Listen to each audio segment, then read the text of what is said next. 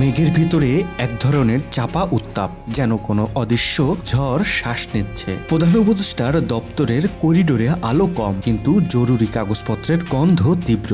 দপ্তরের চতুর্থ তলার জানলার পাশে দাঁড়িয়ে আছেন প্রফেসর মোহাম্মদ ইউনূস। তার মুখে কোনো সংশয় নেই, বরং এক অদ্ভুত শান্ত দৃঢ়তা, যেন বহুদূরের যুদ্ধের আওয়াজ তিনি আগেই শুনে ফেলেছেন, অন্যরা এখনো শুনে উঠতে পারেনি।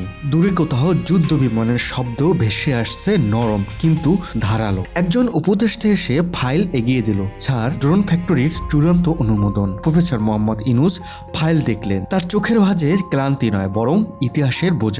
তিনি জানেন রাষ্ট্র সংস্কার, ন্যায় বিচার, নির্বাচন এসব প্রয়োজনীয়, কিন্তু রাষ্ট্রের উপর ঝুলে থাকা বিশ্ব রাজনীতির ঝড় আরো বড়। একটা দীর্ঘশ্বাস পেলে জানালার উপরে হাত রাখলেন। মানুষ ভাবছে আমরা কেনাকাটায় মেতে উঠেছি, তিনি ধীরে বললেন, কিন্তু তারা বুঝতে পারে আজকের পৃথিবী ভাত কম খেয়েও বেঁচে থাকতে পারে, কিন্তু নিরাপত্তা ছাড়া একদিনও টেকা যায় না। করিডোরের বাতাস হঠাৎ ঠান্ডা হয়ে গেল। মনে হলো সময় নিজেই তার পাশে দাঁড়িয়ে মাথা নেড়ে স্বীকৃতি দিচ্ছে। এই শান্ত দৃঢ়তা থেকেই শুরু হয়েছিল বাংলাদেশের নতুন প্রতিরক্ষা নকশা, একটি নকশা যার লক্ষ্য যুদ্ধ নয়, বেঁচে থাকা। ডক্টর ইউনূসের সূচনা হয়েছিল তিনটি অঙ্গীকার নিয়ে: রাষ্ট্র সংস্কার, ন্যায় বিচার এবং অবাধ নির্বাচন। রাজপথে আন্দোলনের নিহত তরুণদের রক্ত, বিশ্ববিদ্যালয়ের চত্বরে জেগে থাকা হাজার মানুষের আশা, সব মিলিয়ে এই সরকারের জন্ম যেন এক নতুন অধ্যায়ের সূচনা ছিল। কিন্তু ১.৫ বছর পর চিত্রটা আর আগের মতো নেই। রাষ্ট্রের প্রতিটি কৌশলগত বৈঠকে এখন আলোচ্য সূচির শীর্ষে থাকে প্রতিরক্ষা সক্ষমতা। অর্থাৎ যে সরকার সংস্কারের প্রতিশ্রুতি নিয়ে এসেছিল, তারা এখন অস্ত্র, যুদ্ধবিমান, সাবমেরিন আর ড্রোনের হিসাব কষায়। একজন সাবেক আমলা নাম প্রকাশ না করার শর্তে বললেন, অর্থনীতি এখনো দুর্বল, রিজার্ভ সংকট তীব্র, তবু কেন এত বড় সামরিক ব্যয়? এটা হয় আত্মরক্ষার কৌশল, নয় রাজনৈতিক নিরাপত্তার ঢাল। এই মন্তব্য এখন ঢাকার রাজনৈতিক মহলে আলোচনার কেন্দ্রে। বাংলাদেশে এখন যে সামরিক চুক্তিগুলো চলছে তা শুধু অভ্যন্তরীণ নিরাপত্তা নয়, এগুলো নতুন ভূরাজনৈতিক অবস্থান তৈরি করছে। চীনের সঙ্গে ড্রোন ফ্যাক্টরি প্রকল্প, পাকিস্তানের সাথে F-17 থান্ডার যুদ্ধবিমান, ইউরোপের সঙ্গে ইউরোফাইটার টাইফুন, তুরস্কের T-129 অ্যাটাক হেলিকপ্টার, দক্ষিণ কোরিয়ার সাবমেরিন, এমনকি যুক্তরাষ্ট্রের ব্ল্যাক হক হেলিকপ্টার। এই পুরো তালিকায় যেন এক অদ্ভুত ভারসাম্যের খেলা। চীনের প্রযুক্তি মানে বেইজিংয়ের প্রভাব, পাকিস্তানের যুদ্ধবিমান মানে ইসলামাবাদের শখ, ইউরোপের টাইফুন মানে পশ্চিমা বিশ্বের অর্জন, আর যুক্তরাষ্ট্রের ব্ল্যাক হক মানে ওয়াশিংটনের আশীর্বাদ। সবাইকে একসঙ্গে খুশি রাখা সম্ভব? ইতিহাস বলে কখনো না। তবুও বাংলাদেশ চেষ্টা করছে, কারণ ডক্টর ইউনূস বুঝতে পেরেছেন রাজনৈতিক বৈধতা এখন কূটনৈতিক শক্তির উপর নির্ভরশীল।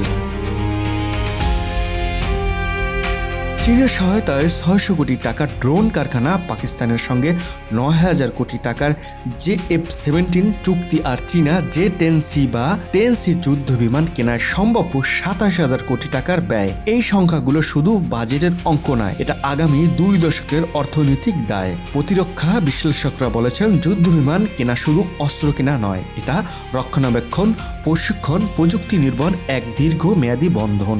এই চুক্তিগুলো যে দেশগুলোর সঙ্গে হচ্ছে, তার মানে আগামী দশক জুড়ে বাংলাদেশ ওই দেশগুলোর উপর নির্ভরশীল হয়ে পড়বে। তাই সিদ্ধান্তগুলো এখনই ইতিহাস লিখছে। কিন্তু এদিকে সাধারণ মানুষ জিজ্ঞেস করছে, রিজার্ভ কমছে, জীবনযাত্রার ব্যয় বাড়ছে, তাহলে যুদ্ধ বিমান এখন কেন?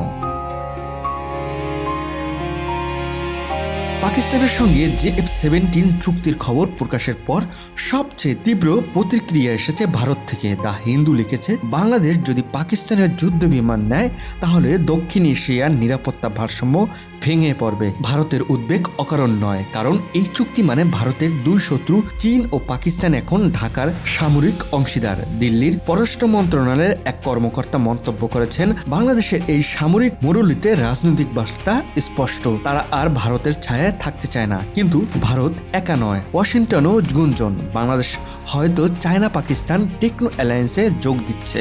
এদিকে বেইজিং এর গণমাধ্যমে প্রশংসার ঢেউ, বাংলাদেশ এখন নতুন আত্মবিশ্বাসে উদ্ভাসিত। এই বহুমুখী প্রতিক্রিয়া প্রমাণ করছে ঢাকার সামরিক পদক্ষেপ এখন আঞ্চলিক শক্তি ভারসাম্যের নতুন কেন্দ্রবিন্দু।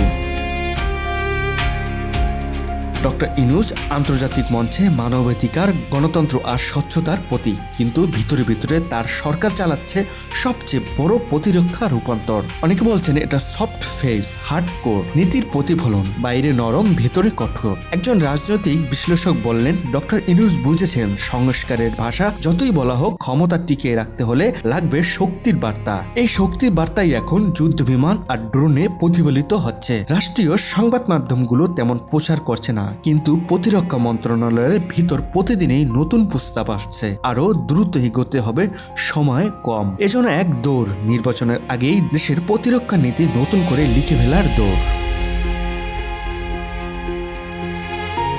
রাজধানীর বাইরে গ্রামগঞ্জে হয়তো অনেকেই জানে না কত বড় পরিবর্তন হচ্ছে দেশের কৌশলগত কাঠামোয়। চায়ের দোকানে এখনো আলোচনা বিচার হবে তো? কেউ ভাবছে না, এই চুপচাপ রাতগুলোই কোটি কোটি টাকার সামরিক চুক্তি স্বাক্ষরিত হচ্ছে। এক অর্থনীতিবিদ বললেন, বাংলাদেশ যে অর্থনৈতিক চাপের মধ্যে দাঁড়িয়ে আছে, সেখানে প্রতিরক্ষা ব্যয় বাড়ানো মানে উন্নয়নের খাতে কাটা। আগামী প্রজন্মের ঘাড়ে তোলা হচ্ছে দায়ের বোঝা। কিন্তু সরকারি কর্মকর্তারা বলছেন এটা ভবিষ্যতের বিনিয়োগ।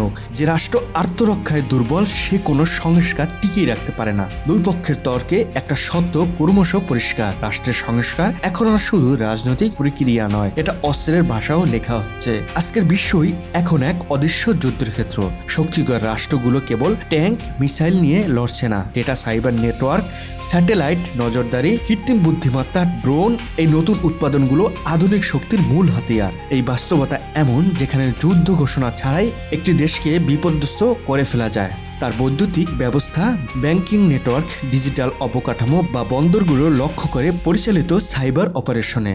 বাংলাদেশ একটি উদীয়মান অর্থনীতি, সমুদ্র বন্দর, বিদ্যুৎ কেন্দ্র, বিশেষ অর্থনৈতিক অঞ্চল, রপ্তানি শিল্প সবই এখন বৈশ্বিক সংকটের মাঝেও টিকে থাকার জন্য অপরিহার্য। কিন্তু এই সব অর্জন তখনই অর্থবহ যখন দেশ নিরাপদ থাকে। রাজনৈতিক সংস্কার, ন্যায় বিচার ও অবাধ নির্বাচন রাষ্ট্রের ভবিষ্যৎ নির্ধারণ করে, কিন্তু রাষ্ট্রকে টিকিয়ে রাখার প্রথম শর্ত নিরাপত্তা।